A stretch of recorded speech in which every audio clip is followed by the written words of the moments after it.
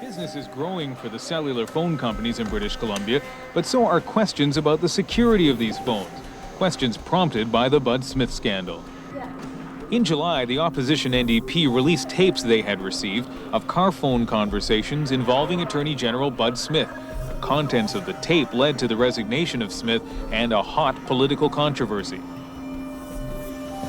In fact, Smith didn't have a cellular phone, but a radio phone, a sort of advanced two-way radio which is fairly easy to listen in on with a simple scanner.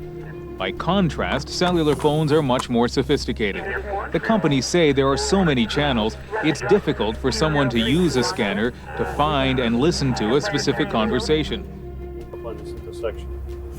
In this neighborhood, you have times where 100% of the cellular telephone calls that are going through the switch are all illegal. You can see the spikes when I search the channels of the number of cellular calls that are ongoing in this neighborhood right now. In this intersection especially, the number of people in these corners are factions within the Colombian community here, and this is one of the reasons you see the number of cellular phone calls on the screen here now.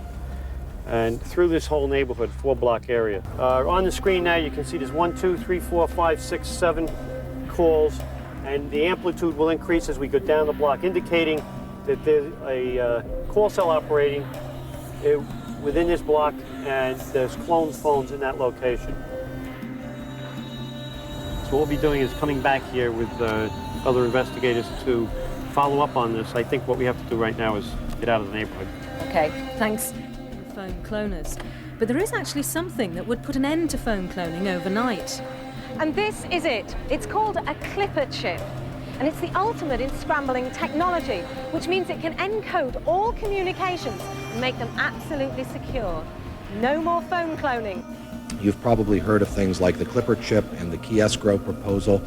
You've probably heard that there's sort of a low-intensity struggle that's been going on between industry and privacy advocates and the government, those two sides being opposed with competing interests.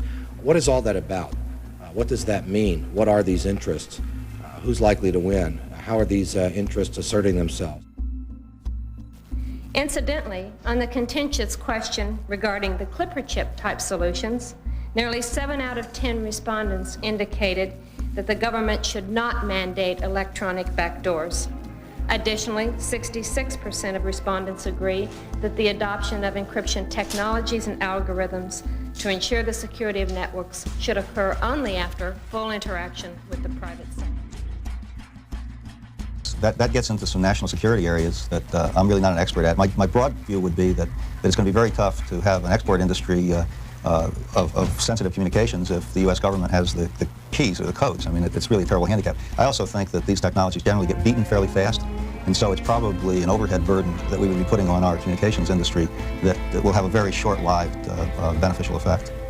I think my conclusion has been, after a lot of briefings and talking to people, that the clipper chip is probably an answer to a problem that died. That the fact is we're now in a different world with different opportunities, and that there's no way to stop the technology of the future. Imagine somebody in the 1880s who said, let's ban all radio signals so governments can continue to read the mail. The questioner says that the security of electronic communications is the next major hurdle to cross. Where do you see this issue of security going? Who's going to provide it? Security has two problems. One is that when you're having a conversation with someone, no one should be able to intercept it. Actually, the technology for that is very good. There's a little bit of a problem in that the current laws won't let us export that software technology, which means it can't be used broadly on the internet. The kind of security that the government allows you to export today is pathetic. I mean, it can be broken trivially, and that is finally becoming a real problem where software companies that don't develop in the U.S. have a bit of an advantage there. Anyway, that's it. Is the Massachusetts Institute of Technology, where computer network manager Jeff Schiller now has to make sure the university doesn't break the law. Well, U.S. export control law treats cryptographic software like a munition.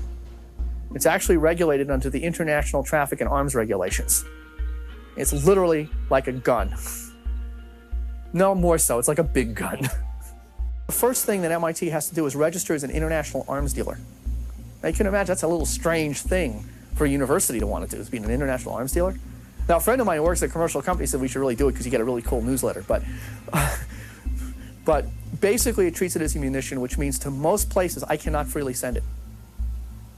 That what I would have to do is fill out for each and every person who would want a copy overseas an individualized export license for that individual, which of course might be denied, depending on what country they happen to live in. So that's the current state of U.S. export control law. But PGP changed all that, and when it appeared on the net for free, it meant that anyone with just a rudimentary knowledge of computer software could download it and make their email instantly unbuggable, which is why Phil Zimmerman was suddenly of great interest to U.S. Customs. Well, when they first called me up, I actually thought they were asking me questions about PGP, and I actually thought that they were asking me to explain to them what PGP is, and I thought it was some law enforcement people that needed some help. Perhaps they encountered PGP in their casework and they needed some expert help in dealing with it, and so I quite willingly talked to them about it and explained how it worked over the phone, and they said they wanted to come to Boulder and talk to me about it. That's when I began to suspect that there was more in their agenda than learning about PGP. For law enforcement, Mr. Zimmerman's PGP had serious consequences. For essentially it meant that any group that wanted to communicate could do it without the authorities listening in, even if they had a court order. I think they have a point. They're concerned that criminals will use this technology to hide their activities. I think that they can use this to hide their activities. But if you look at the celebrated cases of criminals that use this, for example, Kevin Mitnick, a hacker that was caught some months ago, used PGP extensively, and yet they were still able to arrest him and convict him on everything they wanted to convict him on. The use of PGP did not prevent them from gathering the evidence from the rest of the world. Most of these crimes leave their footprints in the real world. So if police just do their work like they always did before, they can find the evidence they need. Privacy is a constitutional right, and I would agree with that totally. And I would agree with Zimmerman on most issues. I find him a charming, highly intelligent, I think well-meaning individual. But where I would differ with him is that our common law in this country and our Constitution in this country do not place privacy rights with criminals once an independent judiciary has intervened. Once law enforcement has brought probable cause to a judge or a magistrate, and that judge or magistrate has said that we have probable cause, criminals no longer have a right to privacy, nor should they have a right to privacy. That's the issue.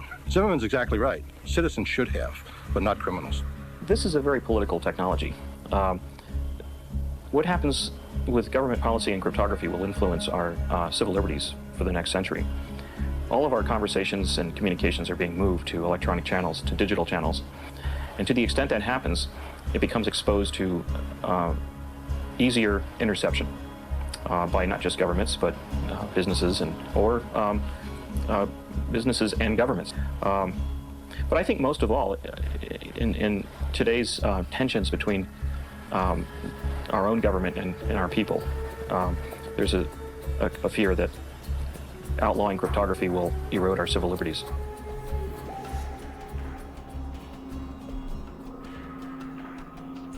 Legislation, as introduced this past Tuesday, offers the strongest investigative assurances that the authority which Congress gave us in 1968 will continue unimpeded by technology.